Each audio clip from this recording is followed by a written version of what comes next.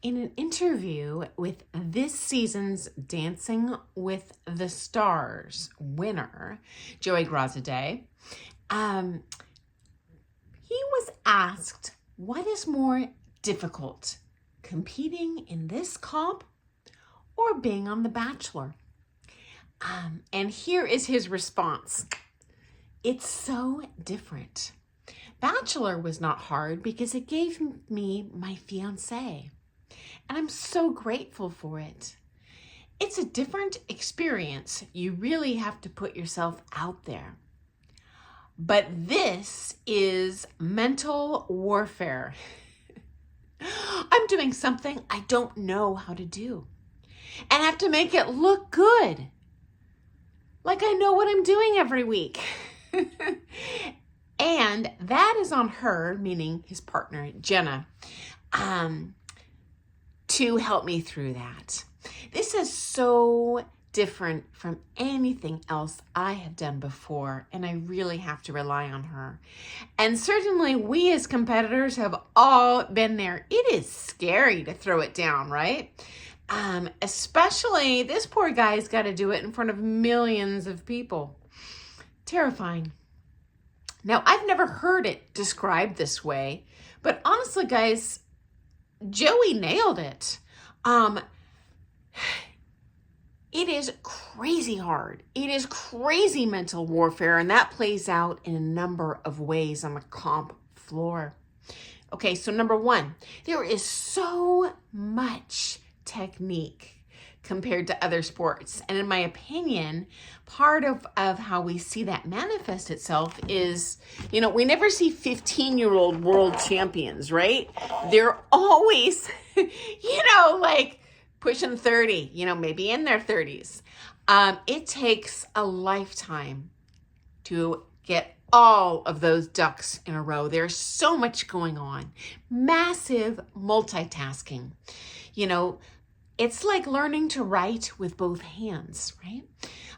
You've got the physical element, absolutely. But honestly, guys, even more important on the comp floor, you've got mechanical details, the heels, the toes, the angles, the rise and fall. You've got showmanship. You've got musicality. You've got the connection, responding or giving signals to your partner.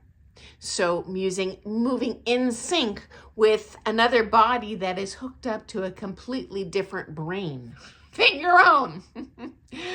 So that feedback awareness. The short-term memory ain't gonna cut it, friends, on the comp floor. It is hard. And guys, part of what indicates to me that the athleticism, it's not just a brute force sport, is I have danced with former world champions. I mean, elderly, really. And when you close your eyes, they are so smooth, so coordinated, certainly still so knowledgeable on their A game. And this just goes to show how in-depth the whole scope of what we as competitors, is that we need to master, okay? None of us hopped out of the womb being a champion. Guarantee that, okay?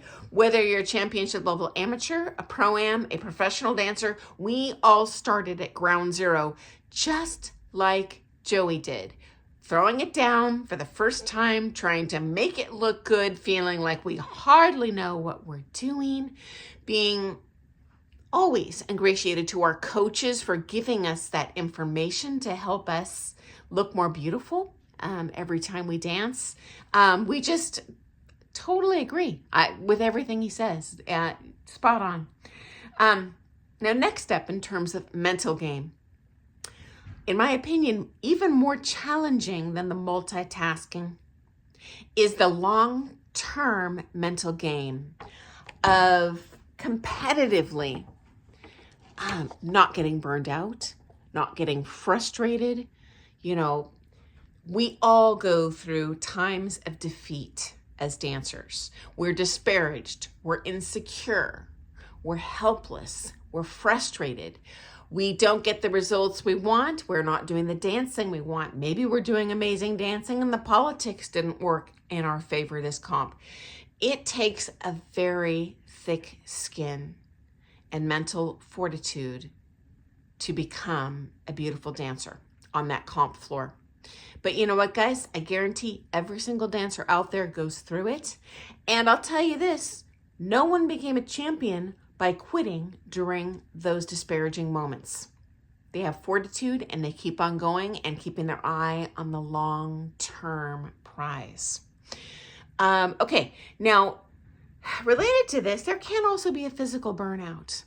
And I have seen this, with many championship level dancers where they're just physically tired, especially the pro dancers, where they're teaching a lot. They do get physically tired. It can be tiring. I love it, but that's true. But also mentally, they just kind of burn out and then they fizzle out and they leave dancing. I've even seen successful pro teachers just quit teaching and move on to another career. I am one of those crazy lifelong dance addicts. I don't see me ever, never, ever in a million years quitting, but I have seen it, including my own former partners. And it's just, it is what it is. So related to this, when they ask Joey in another interview, well, what are you going to do now that the show is over? And they said, what's next? And here was what he said.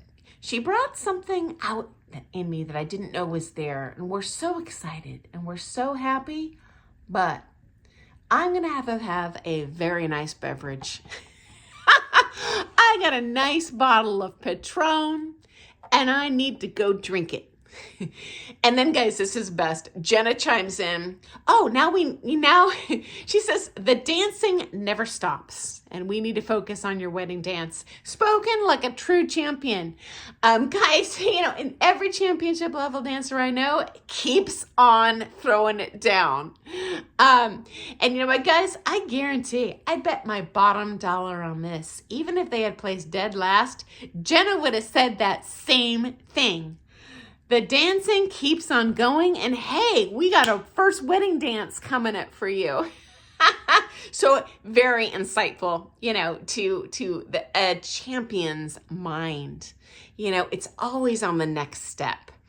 And that is the heart of a beautiful dancer, in my opinion, and my observation over the years, friends. Certainly, across my entire career, I have had traditions of kind of a little mental health break after the comp, but you know what, guys? It's just a few hours after the comp. Go out with friends, or at least my partner, but usually a pack of buddies. We have dinner together. It's my one cheat meal. And then I'm back at it the next day, eating healthy, throwing it down on that practice floor, taking lessons. Didn't matter how I placed in the comp, So we all kind of have our own little rituals. I would say just taking a long break in terms of the indication of Joey's long-term dance career. But you know what? I'm still glad that he was able to, and willing to do this show and to really put himself out there, because we all know as competitors that is super scary, and it is a well-deserved break, and bottle of booze if that's, how he celebrates. That's great. So anyway, I'm super curious, guys. I'm sure I'm not the only one with these kind of traditions. What is your tradition after a comp? Are you just go in your hotel room and chill? Mine is definitely going out for a little cheat with my dance buddies. And certainly when you get to the championship level, you have these really long-term friends, but we're the diaspora. We are from all over the country, all over the world. And so the one time we have an opportunity to catch up is at these comps, right? But leading up to our comp rounds at the comp, we really want to focus on our A game and our, warm-ups and, eat well and all the good stuff. But after it's done, oh my gosh, we just love going out and catching up and having fun. So anyway, I'm super curious if you have a kind of after comp ritual you do. Okay, I look forward to seeing you first thing tomorrow for some more Things Ballroom Dance. Doodles!